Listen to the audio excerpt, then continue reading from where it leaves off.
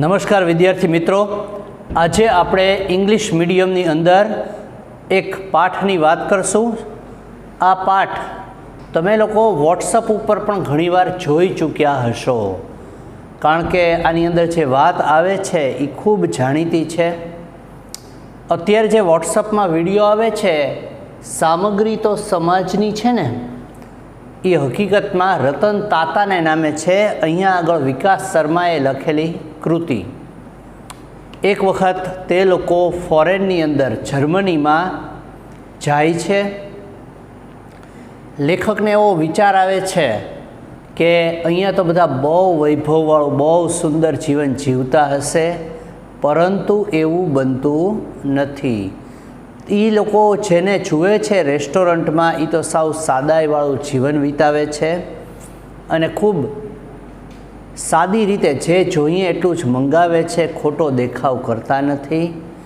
અને આ લોકો જ્યારે જમવાનું પડ્યું રાખે છે ત્યારે સિક્યુરિટી ઓફિસરને પોતે તરત જ કોલ કરીને બોલાવી લે છે અને કહે છે કે આ લોકોએ આટલું બધું પડ્યું રાખ્યું. ત્યારે સિક્યુરિટી ઓફિસર સમજાવે છે કે સામગ્રી તો સમાજની છે, તમે ભલે પૈસા ચૂકવ્યા પણ ઘણા ગરીબ લોકો છે એ તમારું પડ્યું રહેવાને કારણે જમી શકતા નથી, ભોજન મેળવી શકતા નથી. આવો રતન તાતાને નામે જે સંદેશો જાણીતો છે. તમારે આ બહુ સુંદર મજાનો પાઠ હકીકતમાં કંઈક ને કંઈક આપણને શિક્ષણ આપી જાય છે, માર્ગદર્શન આપી જાય છે. આ પાઠ આપણે લોકો તે ઇન્ડિયન લોકો સામાન્ય રીતે હોટેલ્સ વગેરેમાં જઈએ તો ત્યાં જમવાનો બહુ બગાડ કરતા હોઈએ છીએ, અને જ્યારે જે કાંઈ હોય તો અંત એવો આવે છે કે આપણે જમવાનું વધારે પડતો ઓર્ડર આપી દઈએ અને ત્યાર પછી ઘણું બધું એમાંથી પડ્યું રહે છે. અને અંતે આપણને એમ થાય છે કે આપણે પૈસા ચૂકવી દીધા, પણ આપણો જે અનાજ પડ્યું રાખવાને કારણે કેટલા બધા લોકો મેળવી શકતા નથી 2 ટંકનું ભોજન આપણે જાણીએ છીએ. તો આવી વાત સુંદર મજાની આ પાઠમાં છે. ફોરેનના અમુક નિયમો છે એ એટલા બધા સારા હોય છે કે આપણે આપણા જીવનની અંદર એ લોકોની ડિસિપ્લિન છે, ત્યાંની અમુક રહેણીકરણી, ત્યાંની સાદાઈ, ત્યાંની જે સ્વયં શિસ્ત, સેલ્ફ જાતે આ બધું કરવાનું, બરાબર, મહેનત કશ તથા દેશ ભાવના, આ બધી આપણે વિચારવા જેવી છે. પાઠને ફરીથી પાછા સમજતા જશું, ખાસ ધ્યાન આપજો. સામગ્રી તો સમાજની જ છે ને, વિકાસ શર્માનો લખેલો પાઠ. હકીકતમાં આ એક પ્રસંગ કથા છે, એટલે કે આ જે સ્ટોરી છે, આ પ્રસંગ કથા છે, એની અંદર એક સત્ય પ્રસંગ સર્જકે આપ્યો છે.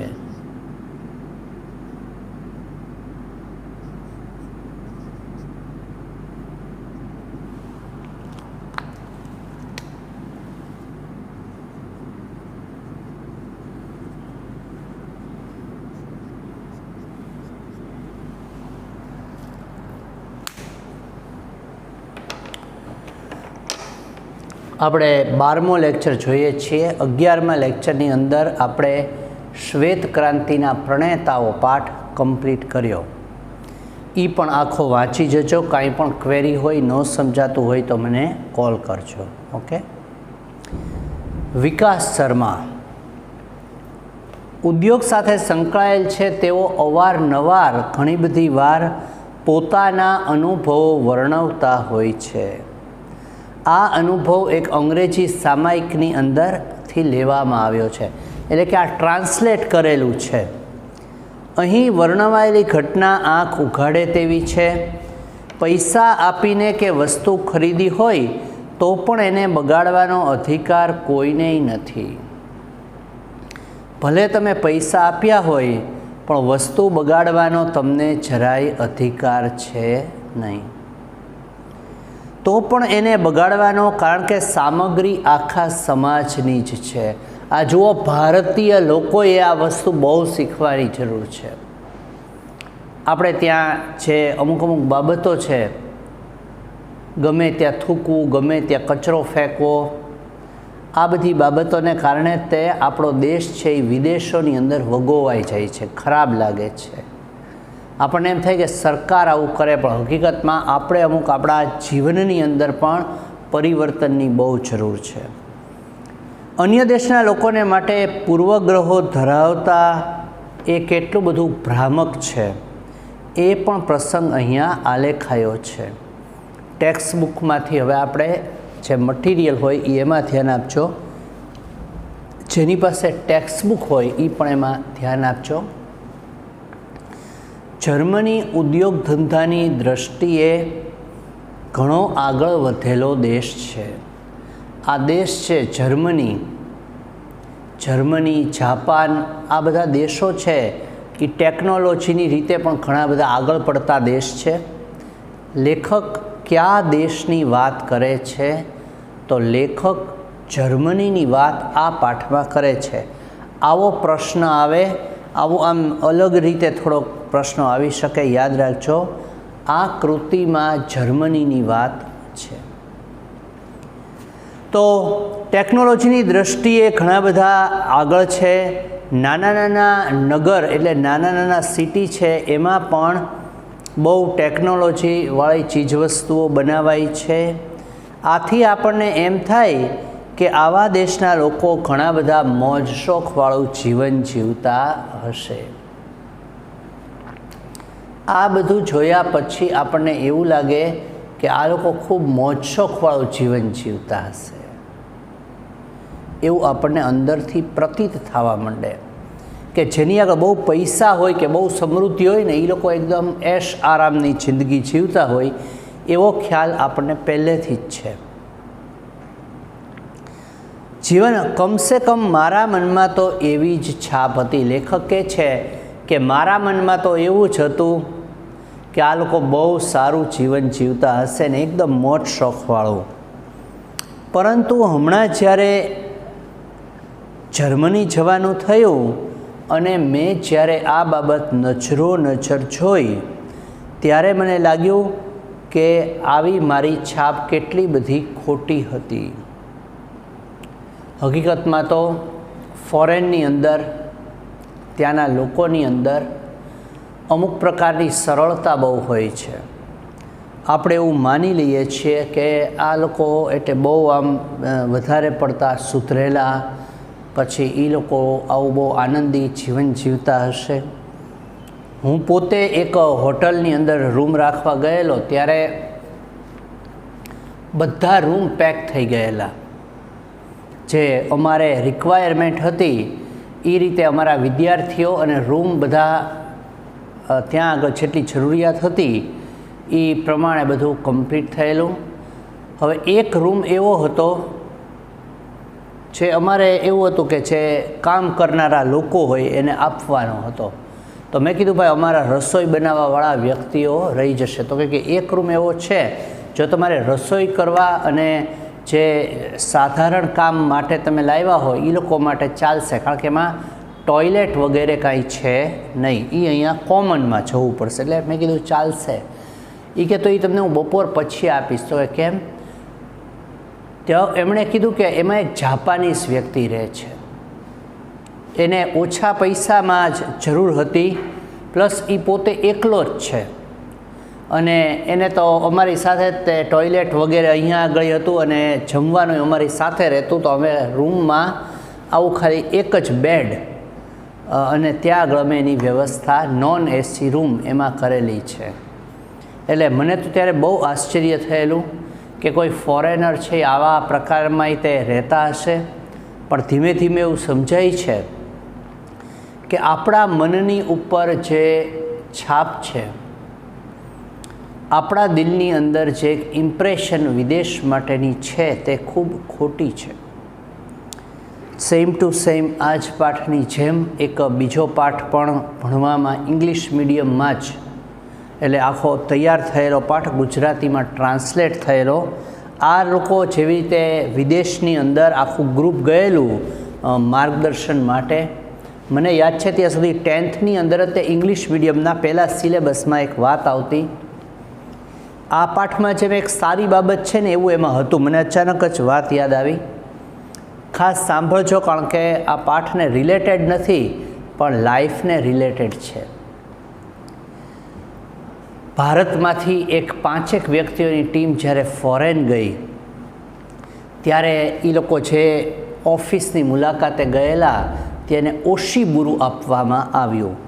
તો ત્યાં આગળ આવું આપણું સ્વાગત હોય છે. તો ચા બનાવી, પછી એવો એક ટોવેલ નેપકિન આપણે જાડો કહીએ તો એની અંદર વરાળ ભરેલી હોય, એટલે બહારથી આવીને મોઢું એનાથી લૂછી નાખવાનું, એટલે તમે થોડા ફ્રેશ થઈ જાઓ. તો આ બધી રીતે એનું સ્વાગત કરવામાં આવ્યું. આપણા લોકોનું ખાસ કરીને ગુજરાતીઓ હતા, 5 જણા હતા, એક ભાવનગર જિલ્લાનો, એક બરોડાનો. હવે ત્યાં આગળ એક માણસ છે, યંગ છોકરો પાછળ ઊભો રહ્યો. એના મેનેજરે આ બતાવી. આ લોકોને આખો રૂમ પેક હતો અને એસી એટલે જે ચપ્પલ છે, બૂટ છે, જે કોઈ એવા પહેર્યા હોય પગરખા, શૂઝ, એ બહાર ઉતારીને આવવાનું. આ સાઈડથી એન્ટ્રન્સ બીજી કોરથી, બહાર એક્ઝિટ બીજી કોરથી હતી.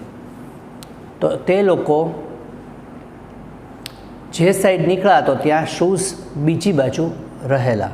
પાછા બીજી જગ્યાએ રૂમમાં પ્રવેશ્યા તો ત્યાં શૂઝ વગેરે ઉતાર્યા, બીજી બાજુ પાછા હતા. તેવો નિયમ કે આપણે આ સાઈડ આમ મોઢું અંદર હોય એવી રીતે આપણે ચપ્પલ, શૂઝ વગેરે ઉતારતા હોય, એમાં આપણે જ્યારે બહાર નીકળે ત્યાં સીધા પગ ચાલ્યા જાય એવી રીતે, એટલે પાછું વળીને જવું ન પડે, ત્યાં એવી સિસ્ટમ હતી. તો એવી જ રીતે આખા લાઇનમાં ગોઠવાયેલા શૂઝ હતા. પાછું ત્રીજી જગ્યાએ કંપનીની મુલાકાત પછી પૂછ્યું આ લોકોએ કે અમે લોકો તો ઓલી બાજુએ શૂઝ કાઢીએ છીએ, તો આ સાઈડ કઈ રીતે આવી જાય છે, કોણ આ બધું કામ કરે છે? તો કે તમારી પાછળ આ યંગ છોકરો ઊભો તો તે. તો કે અહીંયા શું છે? તો કે એ વ્યક્તિ તો એન્જિનિયર થયેલો છે.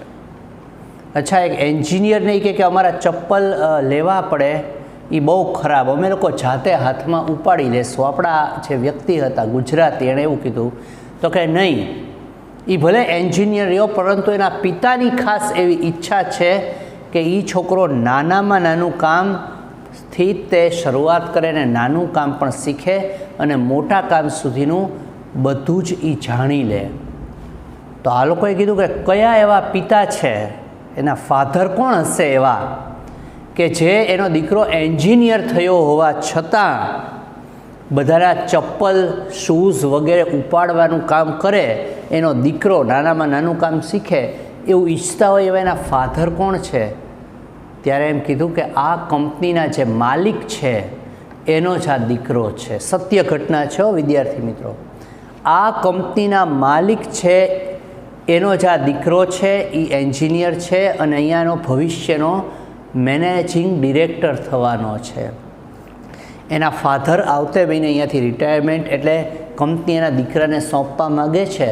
તો કહે છે કે મારા દીકરાને નાનામાં નાના કામથી લઈ અને મોટામાં મોટું કામ આવડવું જોઈએ.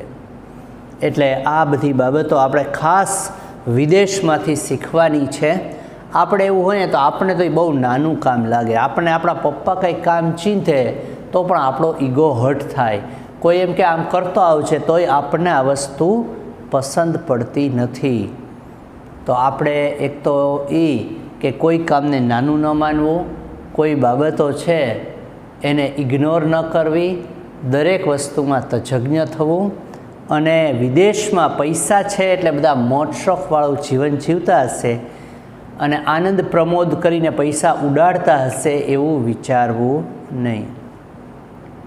હું હેમ્બર્ગ પહોંચ્યો ત્યારે હેમ્બર્ગમાં કામ કરતા મારા મિત્રોએ મારા માટે એક પાર્ટી ત્યાંના એક રેસ્ટોરન્ટમાં ગોઠવી હતી. કારણ કે પાર્ટી તો બનતી હૈ. અહીંયા આગળ એવું લોકો વિચારતા હશે આપણી જેમ કે અહીંયાથી આવે છે તો આપણે પાર્ટી ગોઠવી નાખીએ. અને અમે જ્યારે એ રેસ્ટોરન્ટમાં પહોંચ્યા ત્યારે ઘણા બધા ટેબલ ખાલી હતા. મેજોરિટી કોઈ એટલું બધું રેસ્ટોરન્ટ આમ ખીચોખીચ નહોતું. એક ટેબલ ઉપર એક દંપતી પોતાનું ભોજન લઈ રહ્યું હતું. શબ્દ સમૂહ માટે એક શબ્દ આપો. પતિ અને પત્ની એટલે દંપતિ. તો એક દંપતિ છે એ પોતાનું ભોજન લઈ રહ્યું હતું. ટેબલ ઉપર માત્ર 2 જ ડીશ હતી, ખાલી 2 જ ડીશ. કોઈ ખાસ આપણે લોકો હોઈએ તો કેટલું બધું ઝાઝી વેરાયટીઓ મંગાવી રાખીએ, ઝાઝો ઓર્ડર આપીએ. આપણું ટેબલ એટલું બધું ભરેલું હોય કે સામેની ખાલી જગ્યામાં કોઈકને અમસ્તું બેસવું હોય એનો વિચાર પણ કરી શકે નહીં. તો ટેબલ ઉપર માત્ર 2 જ ડીશ હતી. મને થોડુંક આશ્ચર્ય થયું કે આવું સાદું ખાણું. છોકરો બહુ કંજૂસ લાગે છે. છોકરો છે તો એકદમ કંજૂસ હોય એવું લાગે છે. અને આપણે ત્યાં તો જુવાનડો છોકરો કોઈક છોકરીને લઈને જાય તો જાત જાતની વાનગીઓ મંગાવી અને એને આંજી નાખે, એટલે અભિભૂત કરી નાખે. સામે જે છોકરીને સાથે લઈને જમાડવા આવ્યો હોય તો એ છોકરી તો અભિભૂત થઈ જાય. બીજા એક ટેબલ ઉપર કેટલીક વૃદ્ધ સ્ત્રીઓ હતી. વેઇટર આવે અને એમની દરેક ડીશમાં પોતાના વાસણમાંથી ખાવાનું પીરસી જાય. આવે અને એક પછી એક સ્ટેપ બાય સ્ટેપ બધા આને જમાડતો જાય. એક વ્યક્તિ આવી અને જે મંગાવો તે પીરસે. દરેક જણ બધું જ ખાઈ જાય. ડીશમાં એક દાણોય છાંડે નહીં. હોય એ બધું જ ખાઈ જાય અને એક નાનકડો એવો દાણોય છાંડે નહીં, એટલે કાંઈ મૂકે નહીં, બધું ચોખ્ખું કરી નાખે. જોકે અમે એમના તરફ ઝાઝું ધ્યાન ન આપ્યું, કેમ કે અમે અમારા ખાવામાં પડ્યા હતા. એમ કહે છે કે આ બધા લોકો આવી રીતે જમતા હતા, પણ અમે એ લોકોમાં કાંઈ જ ધ્યાન ન આપ્યું. બધાય કાંઈ દાણોય પડ્યો નહોતા રાખતા, પણ અમે એનામાં ધ્યાન આપ્યું નહીં. અને અમારે પણ બીજા ઘણા કામો હતા. અમે તો અમારા ખાવામાં પડ્યા. અમને પણ સારી એવી ભૂખ લાગેલી હતી. એમ રીતે આપણે કંઈક નવું ખાવાનું કે નવી જગ્યા હોઈએ અને નવી કંઈક વેરાયટી છે એવી ખબર પડે એટલે આપણી ભૂખ એની મેણે વધી જતી હોય છે. એટલે મારા સ્થાનિક મિત્રોએ તો ઘણું બધું ખાવાનું મંગાવેલું કે આ લોકો ઘણા સમય મળ્યા છે અને ઝાઝું જ ખાશે. રેસ્ટોરન્ટમાં ગીર્દી નહીં હોવાથી ખાણું ઝટ આવ્યું. આ રેસ્ટોરન્ટમાં બહુ ગીર્દી નહોતી. આ રેસ્ટોરન્ટ ખાલી હોય, હોસ્પિટલો ખાલી હોય, અનાથાશ્રમો ખાલી હોય, એ બધી સારી નિશાની છે. તરત ઝટ ખાવાનું આવ્યું. બીજા પણ કામો હોવાથી અમે લોકોએ ઝટપટ ખાવાનું પતાવ્યું અને અમે ઉઠ્યા ત્યારે નહીં તો અમે મંગાવેલા ભોજનમાંથી 3જા ભાગનું 30% અમારી ડીશમાં છંડાયેલું હતું. અમારી ડીશમાં ઘણું બધું એમનું એમ પડ્યું રહેલું હતું. અમે હજી રેસ્ટોરન્ટમાંથી બહાર નીકળી રહ્યા હતા તેવામાં કોઈકે અમને જોઈને પેલી વૃદ્ધ સ્ત્રીઓ અમારા વિશે રેસ્ટોરન્ટના માલિક સાથે કંઈક વાત કરી રહી હતી. એણે જોયું કે અમે લોકો નીકળ્યા ત્યારે અમારા વિશે જે વૃદ્ધ સ્ત્રીઓ ત્યાં જમતી હતી, બીજી જે લોકો જરા પણ જમવાનો એક દાણોય તે મૂકતી નહોતી, એ અમારા વિશે એ રેસ્ટોરન્ટના માલિક સાથે કંઈક વાત કરતી હોય તેવું લાગ્યું. અને જ્યારે એમણે અમારી સાથે અંગ્રેજીમાં વાત કરવા માંડી ત્યારે અમને સમજાયું કે આટલો બધો ખોરાક અમે ડીશમાં છોડીને ઊભા થઈ ગયેલા છીએ તે તેમને ગમ્યું નહોતું. આ લોકોએ જે જમવાનું પડ્યું રાખ્યું એ આ જે સ્ત્રીઓ હતી એને નહોતું ગમ્યું. તમને ખ્યાલ નહીં હોય, ભાવનગરની અંદર પણ એક પિઝા પાર્લરમાં એવો નિયમ છે, ત્યાં બોર્ડ જ મારેલું છે કે અહીંયા કોઈએ કાંઈ પણ પડ્યું રાખવું નહીં, તમારે જેટલું જોઈએ એટલું જ મંગાવો. રશિયાનો એક પાર્ટ પહેલાં એક ત્યાંની છે એક જગ્યા એમાં તમે જે ભોજન પડ્યું રાખો છો તો એના અલગથી ચાર્જીસ છે, કારણ કે તમે પોતે જમ્યા નથી અને તમે પડ્યું રાખ્યું એટલે હવે એ વેસ્ટ થઈ ગયું, એ બીજા કોઈના ખાવામાં પણ નહીં આવે. એટલે જે તમે દેશનું નુકસાન કર્યું, તો આ નુકસાનીને કારણે તમારે તમારું જો જમવાનું પડ્યું રાખો છો તો એના ઉપર પણ ટેક્સ છે. એક સિહોરની જે વાડી છે, લગ્ન કરવા માટેની જગ્યા છે, ત્યાં એક બહુ સરસ મેં એક લેખ બહુ વર્ષ પહેલાં વાંચેલો અને મને બહુ ગમ્યો. એમાં આખું કેલ્ક્યુલેશન હતું કે અહીંયા આગળ લગ્ન વગેરેની અંદર 300થી 400 માણસનો જમણવાર હોય, તો 300-400 માણસમાંથી લગભગ દરેક વ્યક્તિ ખાલી એક જ જમવાનો કોળિયો પડ્યો રાખે તો આવા 3 ફંક્શન હોય 3-4 દિવસના, તો 1000 લોકો એટલે 1000 કોળિયા. આવી ખાલી અહીંયાની જ 10 વાળી ગણો તો આપણે ગણતરીમાં લઈએ તો 10,000ની રીતે 1 લાખ કોળિયા. અને એવી રીતે આખા દેશનું ગણીએ તો એવી રીતે દરેક માણસ છે જેને બંને સમયનું ભોજન મળે છે, રોજ જો એક જ કોળિયો પડ્યો રાખે તો એટલું બધું નુકસાન થાય છે, એટલો બધો અનાજનો બગાડ થાય છે ખાલી ફંક્શનોમાં. અને અમુક જગ્યાએ જો એ માણસ પડ્યું ન રાખે તો દેશના 75% લોકોને આપણે 6 મહિના સુધી ફ્રીમાં જમાડી શકીએ. એટલો બધો, જેના આંકડાઓ ન માંડી શકાય એટલો બધો ખોટો ખર્ચ અને બગાડ આપણા દેશમાં ભોજનનો થાય છે. આ વૃદ્ધ સ્ત્રીઓ છે, એમને અમે જે ખોરાક પડ્યો રાખેલો એ ગમ્યું નહોતું.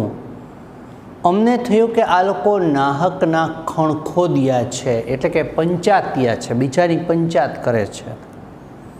એટલે અમે કહી દીધું કે અમે જે મંગાવેલું એના પૂરેપૂરા પૈસા અમે ચૂકવી દીધા છે. અમે કેટલું ખાધું અને કેટલું છાંડ્યું એનાથી તમારે શી નિસ્બત? અમે કેટલું ખાધું અને કેટલું પડ્યું રાખ્યું એનાથી તમારે શું મતલબ છે? પહેલી વૃદ્ધ સ્ત્રી તો ગુસ્સે થઈ ગઈ. એક વૃદ્ધ સ્ત્રી હતી, એને તો ખૂબ ગુસ્સો આવી ગયો. તેમાંની એક જણીએ તો પોતાનો ફોન કાઢ્યો અને કોઈની સાથે વાત કરી. થોડી વારમાં તો સોશિયલ સિક્યુરિટીનો યુનિફોર્મ પહેરેલો એક જણ ત્યાં આવી પહોંચ્યો. સોશિયલ સિક્યોરિટીના કપડાં પહેરી જેનો ઓફિસર છે એ ત્યારે જ આવી પહોંચ્યો. જે બન્યું તે જાણીને એણે અમને 50 યુરોનો દંડ કર્યો. જે ઘટના બની હતી એને કારણે એણે અમને 50 યુરો, આ ત્યાંનું ચલણ છે, એનો દંડ કર્યો. પ્રશ્ન છે,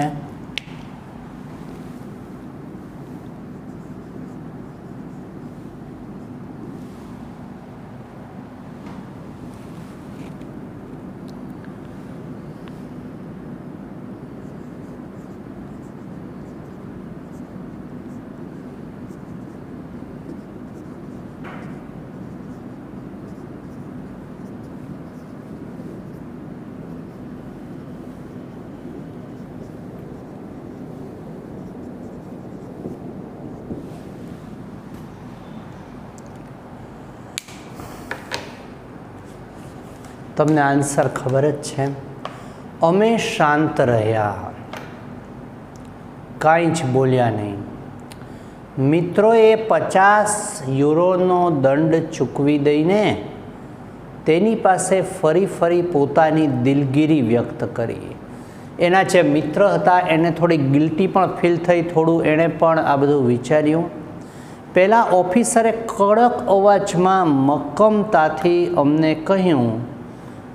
પહેલો જે વ્યક્તિ હતો એકદમ મક્કમતા, સેલ્ફ કોન્ફિડન્સ સાથે અને કીધું, તમને જોઈતું હોય એટલું જ તમે મંગાવો અને ખાઈ શકતા હો એટલું.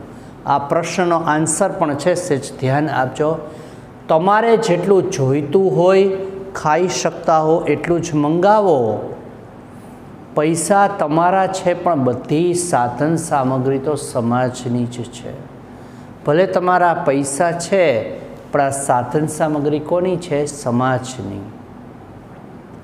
દુનિયામાં હજી ઘણા એવા લોકો છે જે આ બધી જ સાધન સામગ્રીના અભાવથી પીડાય છે. હજી એવા ઘણા લોકો છે જેને પૂરતા પ્રમાણમાં સાધન સામગ્રી પણ મળતી નથી. માટે આ સાધન સામગ્રીનો જરાય બગાડ કરવાનો તમને અધિકાર નથી. એટલા માટે જ આ સાધન સામગ્રીનો બગાડ તમારે કરવો જોઈએ નહીં. તમને એનો અધિકાર જ નથી. આ પ્રશ્ન છે.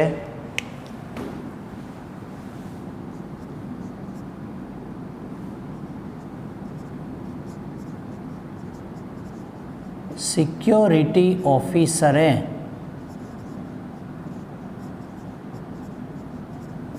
શું સમજાવ્યું?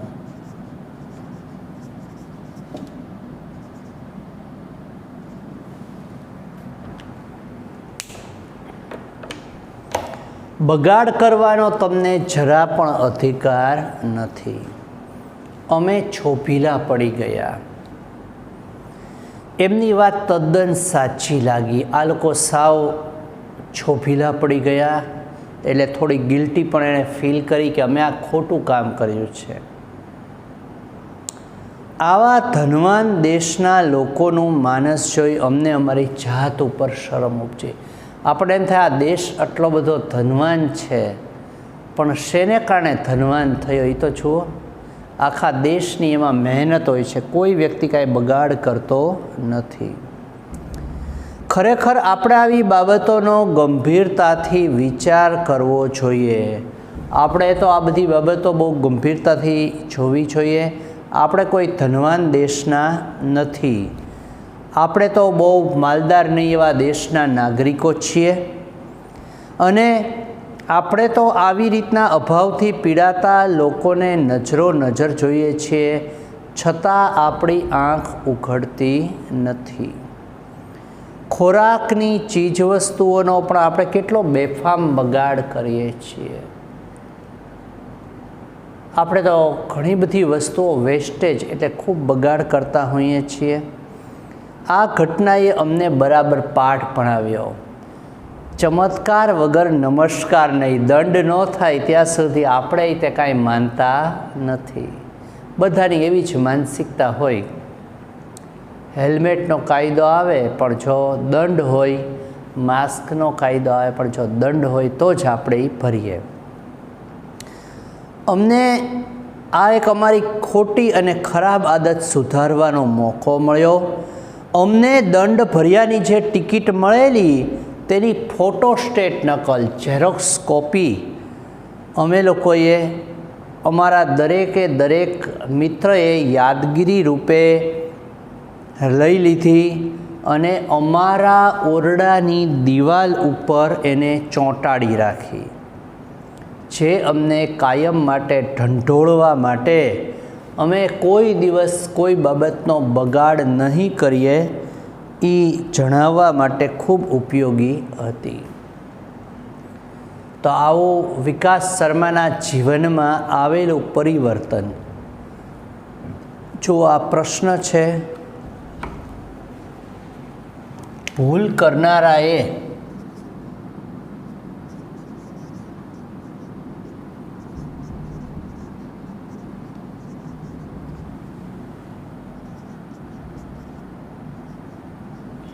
ફોટોસ્ટેટ નકલ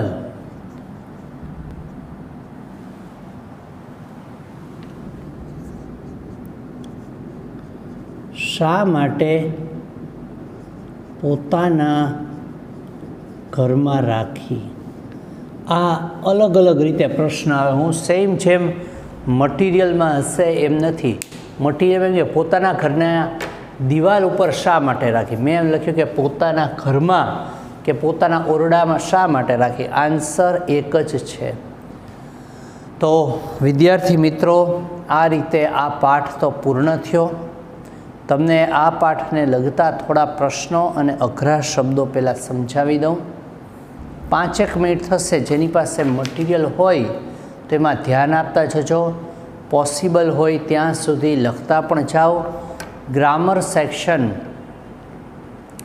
આપણે સાથે મટીરિયલમાં ચેપ્ટર વાઇઝ, એટલે 10 ચેપ્ટર આવે, પહેલાં 10 પછી એક આરેનું, એ બધું એક સાથે આપેલું છે. અમુક ટૉપિક અલગથી જ તે આપણે કરાવવાના છીએ. તમે ખાલી ધ્યાન આપો. અઘરા શબ્દો પહેલાં ધ્યાન આપજો. છાપ એટલે એક વસ્તુની અસર બીજા ઉપર દબાવતા જે પડે તે, એટલે એનો બીજો અર્થ થાય પ્રતિકૃતિ. દંપતિ એટલે પતિ અને પત્ની. ઘણા લોકોને ખબર પડતી નથી, ખોટા રૂઢિપ્રયોગ જાતે બનાવે. એક ભાઈ કહે કે દંપતિ એટલે જેમાં પતિનો દમ નીકળી જાય તેવો પતિ એટલે દંપતિ. પણ સાચું છે પતિ અને પત્ની. શબ્દ સમૂહ માટે એક શબ્દ આપો એમાં પણ આવે. ગીર્દી એટલે ભીડ. ઝટ એટલે જલ્દી અને ઝડપથી. છંડાયેલું એટલે છોડી દેવાયેલું. ખણખોદ કરનારું એવો અર્થ થાય. ખણખોદ કરવું એટલે ખણખોદ કરવું અથવા તો બીજાની પંચાત કરવી કે બીજાના દોષ કાઢવા. બીજાના દોષ કાઢવા એને ખણખોદ્યું કહેવાય. બીજાની ભૂલો જોવી. નિસ્બત એટલે નાતો. જણ એટલે માણસ. યુરો એ યુરોપના દેશના સમૂહે સ્વીકારેલો એક ચલણ. જેવી રીતે ડોલર હોય, પાઉન્ડ હોય, રૂપિયા હોય, એવી જ રીતે યુરો હોય. દંડ એટલે સજા, શિક્ષા. દિલગીરી.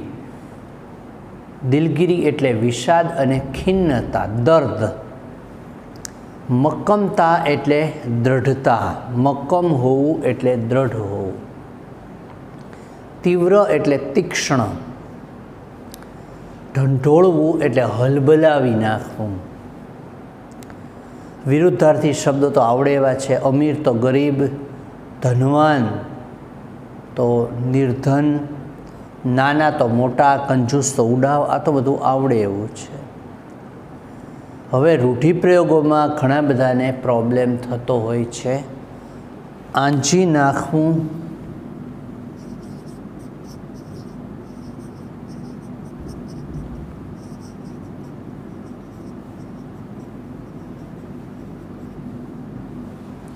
આ એક રૂઢિપ્રયોગ છે. બે અર્થ થાય મુખ્ય. એક છક કરી દેવું અને બીજું પ્રભાવિત કરી દેવું.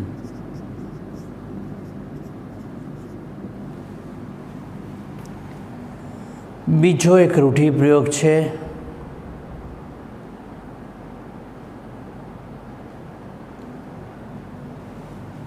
પાઠ ભણાવવો.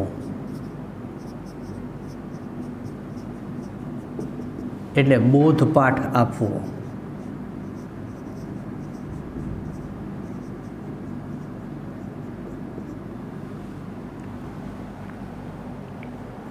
આંખ ઉઘડવી. આંખ ન ઉઘડવી એટલે સભાન ન થવું.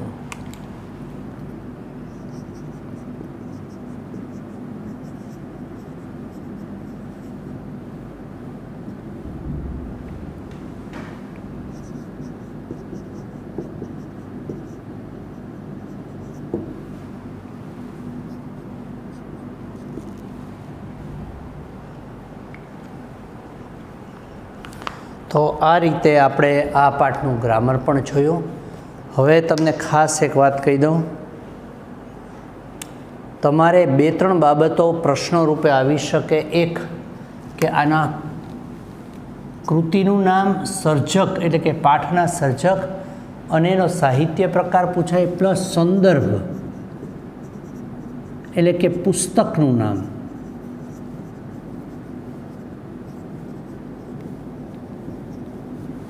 આ પણ પૂછી શકાય એમ છે. આ એક બધા યાદ રાખજો, આ પરીક્ષામાં આવી શકે.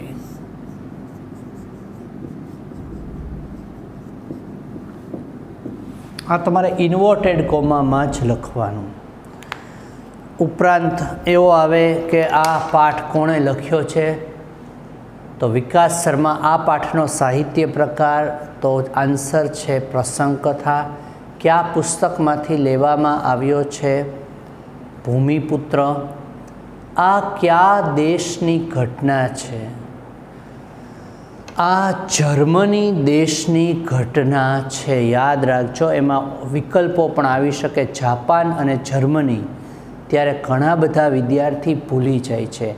આ કયા સામાયિકમાંથી પાઠ લેવામાં આવ્યો છે, તો આ યાદ રાખજો, અંગ્રેજી સામાયિકમાંથી. આ ગુજરાતી પાઠ નથી, એક ઇંગ્લિશ સામાયિક એટલે કે મેગેઝિનમાંથી આ લેવામાં આવેલું છે. તો આ બાબત તમે ખાસ ખ્યાલમાં રાખજો, બરાબર. એક તો આ જર્મનીવાળો પ્રશ્ન આવે અને એક આ અંગ્રેજી સામાયિક. આ બે પ્રશ્નો પણ યાદ રાખવાના.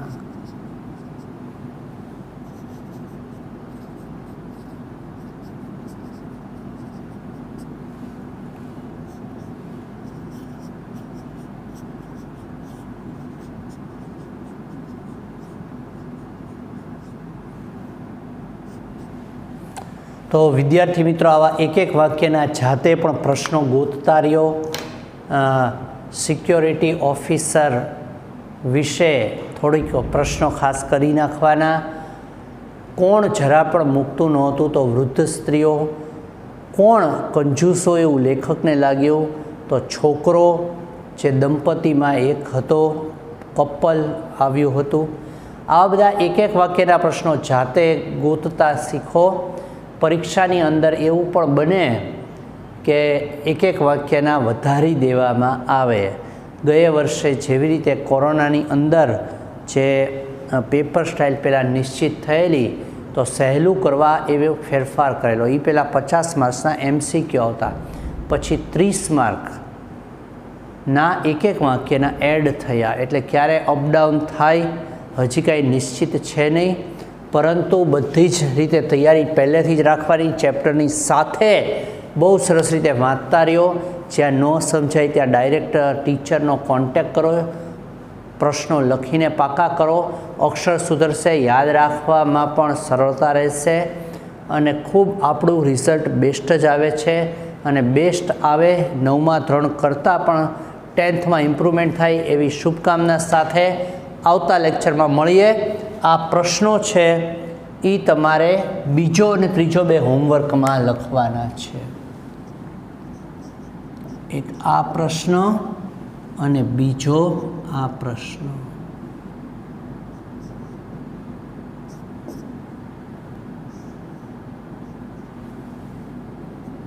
તો ખાસ લખી લ્યો. હું તમને 1 મિનિટ જેવો ટાઈમ આપું છું. આપણે આવતા લેક્ચરમાં મળીએ. બાય.